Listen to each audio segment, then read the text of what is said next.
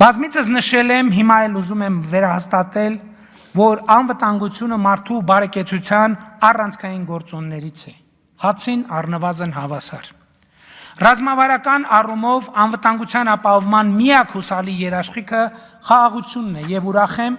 արձանագրել, որ ինչպես գիտեք, Հայաստանի եւ Ադրբեջանի միջև խաղաղության եւ միջպետական հարաբերությունների հաստատման մասին համաձայնագրի նախագիծը համաձայնեցված է, նախագծի համաձայնեցման շուրջ բանակցությունները ավարտված։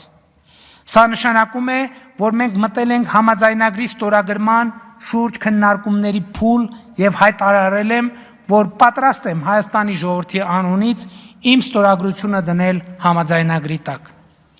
Ադրբեջանը համաձայնագրի ստորագրումը պաշտոնական մակարդակով կապում է երկու հարցի հետ։ Դրանցից առաջինը ԵԱԿ Մինսկի խմբի կառույցների լուծարումն է։ Բազմիցս ասել եմ, որ դա հասկանալի օրակարգ է Հայաստանի Հանրապետության համար։ Եթե մենք փակում ենք ԼՂ հակամարտության էջը, իսկ մենք դա անում ենք, ինչ իմաստ ունի հակամարտությամբ զբաղվող կառույցի գոյությունը։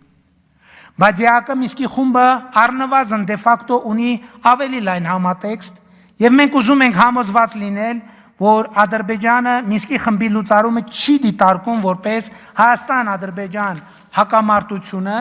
Ադրբեջանի տարածքում փակելուն եւ Հայաստանի Հանրապետության ինքնիշխան տարածք տեղափոխելուն ուղղված քայլ։ Փարատելու համար այս մտահոգությունը մենք Ադրբեջանին առաջարկում ենք խաղաղության համաձայնագիրը եւ Մինսկի խմբի կառույցները լուծարելու մասին ԵԱԿ-ին ուղղված համատեղ դիմումը ստորագրել միաժամանակ։ Այսինքն սեղանին դնել խաղաղության համաձայնագիրը եւ ԵԱԿ Մինսկի խմբի կառույցները լուծարելու մասին համատեղ դիմումը եւ նույն տեղում, նույն պահին ստորագրել թե առաջինը եւ թե երկրորդը։ Սա ընդ որում պաշտոնական առաջարկություն է։